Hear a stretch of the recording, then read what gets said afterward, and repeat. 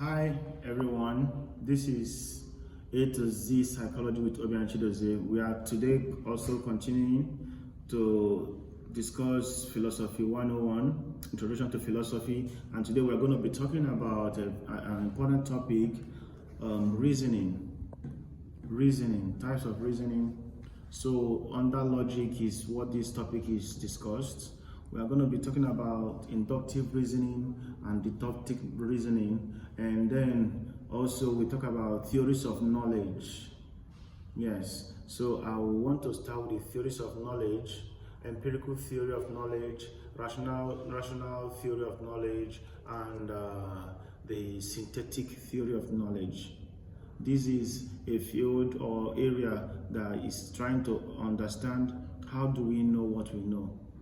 How do we come to know what we know? In the school of thought, we have touched empiricism, where we talked about the major tenet that nihil in intellectu nisi fiat in sensu, that nothing in the intellect without first appearing in the senses. And I pointed it out that Aristotle is here, John Locke is here, Jean-Jacques Rousseau, Bertrand Russell. All these guys are under this empirical school, and they are saying that we only got to know what we know through experiences.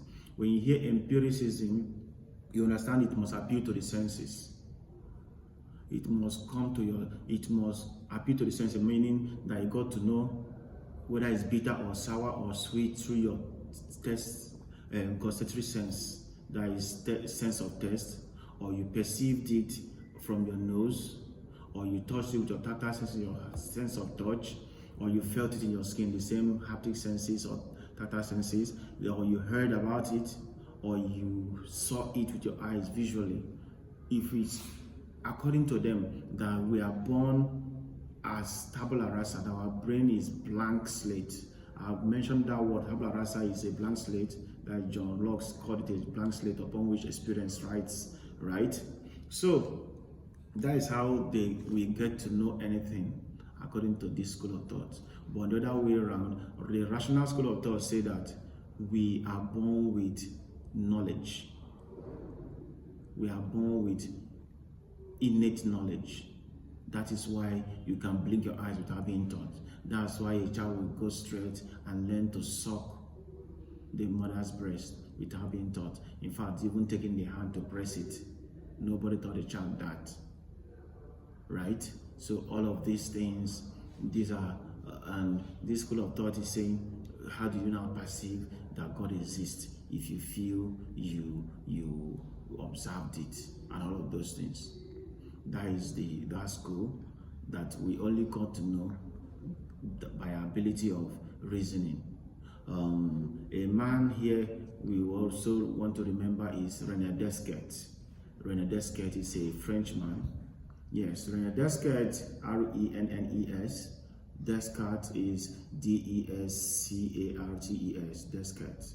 So, he was the one that had this statement, cogito ergo sum. Cogito ergo sum. Yeah. C-O-G-I-T-O. Then ergo, E-R-G-O-S-U-M. Ergo means I, sum means I am. Cogito means I think, therefore I am. This statement, please expect it in the exam. Cogito ergo sum means I think, therefore I am. Or you see some textbook telling you to think is to exist. Because he was thinking, and we're talking about logic, epistemology, and he's thinking, how do I got to know what I know? Are you sure I even know anything? He was beside a fire, and he was thinking, I think I don't know anything. He was trying to doubt everything. I think I'm not existing. I think I'm not alive. Is anything like life? I think I'm not feeling pain. Nothing like pain. I think I'm not knowing anything. I think he doubted everything he knew initially, but there is one thing he couldn't doubt. He couldn't doubt that he was doubting. He couldn't doubt that he was thinking at that point. And that was how he established the fact to think is to exist. Cogito ergo sum.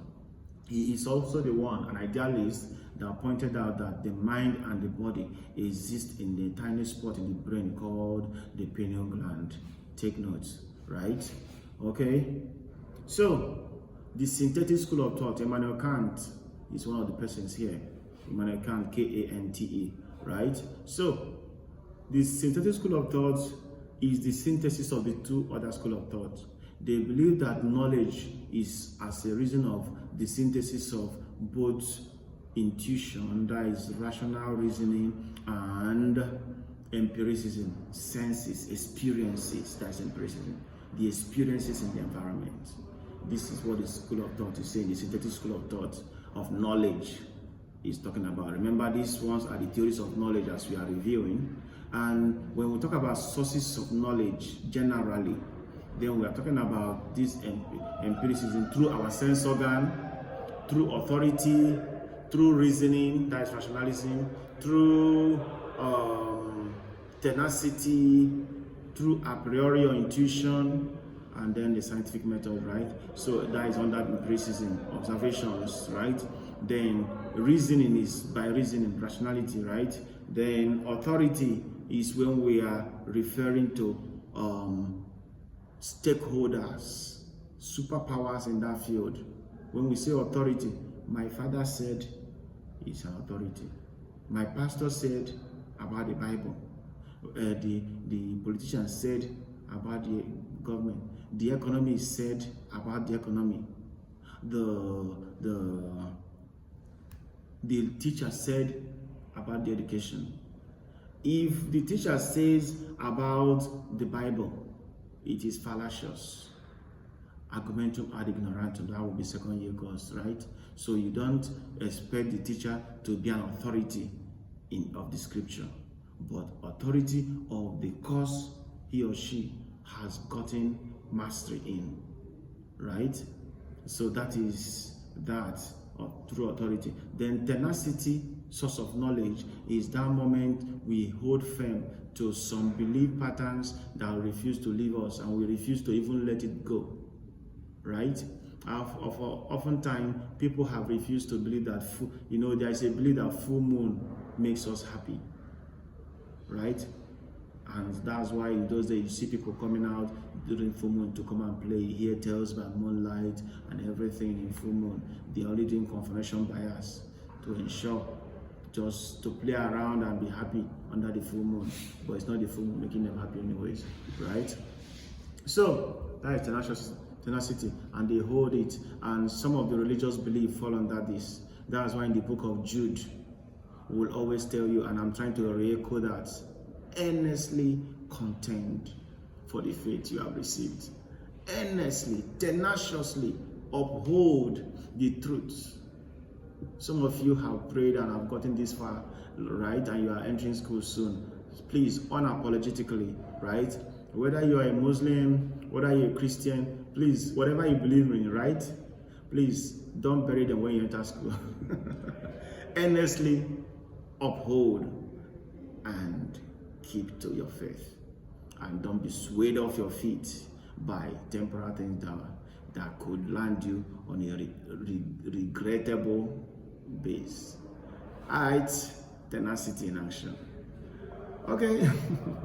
Alright. That is by the way. So I want to again talk about reasoning here. The two types of reasoning we have, as we're going to be expecting also in our exam, is inductive and deductive reasonings. Inductive reasoning, also known as Baconian principle, because it was propounded by Francis Bacon. On the other way around, deductive reasoning, also known as Aristotelian logic or Aristotelian syllogism, is by Aristotle. So what is inductive reasoning? This is the kind of reasoning that really reason from particular to general. It is more scientific in nature if you look at it very well. Yeah. So deductive, inductive. I induce that. You see, from what is your behavior, right? I'm inducing. Okay, that could be deducing, right? But from this particular thing, you can induce general, right? Example of inductive reasoning is one. Okay, example. All UNS students are intelligent. or all UNILAG students, all Babcock University, all Madonna University students are intelligent. Prince is a Madonna student. Logical conclusion, all Prince is intelligent. This is deductive reasoning anyways, right? I just deduced, please, from general to particular. All Madonna students are intelligent. Prince is a Madonna student, therefore, this is the conclusion, Prince is intelligent. From this, you deduce down. But to induce, according to Francis Bacon, this time, Prince is intelligent. One, Prince is a Madonna student. Conclusion, all Madonna students are intelligent. This is inductive reasoning. From little things they do in the laboratory, and they can profile, this can cure this. Do you understand? Science has that attitude with induction. So when you reason from this lens, general to particular, you are reasoning deductively. But when you are reasoning from particular to general, that is induction. Please, I'm very sure what I'm saying. Don't mind my mistakes, right?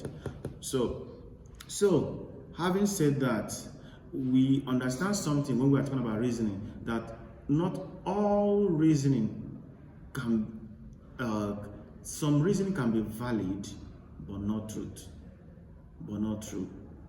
They can be valid when we talk about valid reasoning, sound reasoning, truth in the reasoning. They are all different things. So a sound reasoning can be valid, but not all of them are sound or reasoning or truth. Now, imagine that when we talk about in this reasoning or logic, we're talking about two things: the premises and the conclusion. Often you will have two premises or more, right?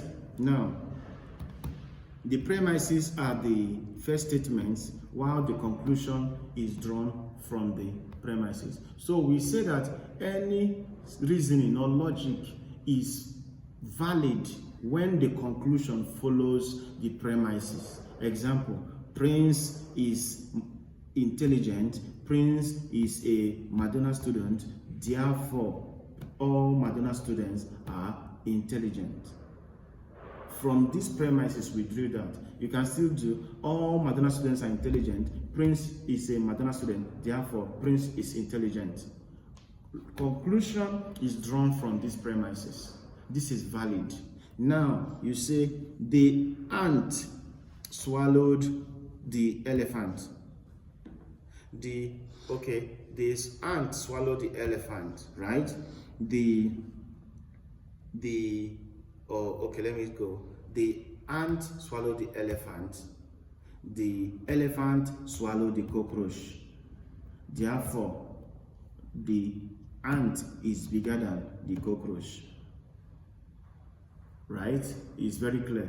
The ant swallowed the elephant, or say the ant swallowed the cockroach swallowed the ant. Therefore, the ant is bigger than the cockroach or even the elephant. So if you see that the ant swallowed, so far the cockroach swallowed the elephant and the ant was able to swallow the cockroach that swallowed the elephant, the logical conclusion, the ant is automatically bigger than the elephant, because if the ant swallowed the elephant. So you see, this is a valid conclusion to say that the ant is bigger than the elephant, because the conclusion is aligning and drawn from the premises. This is when we say the logic is sound. Now the question is, no, the logic is valid, but is this truth? In the reality, is this truth? No. Can all Madonna University students be intelligent? No.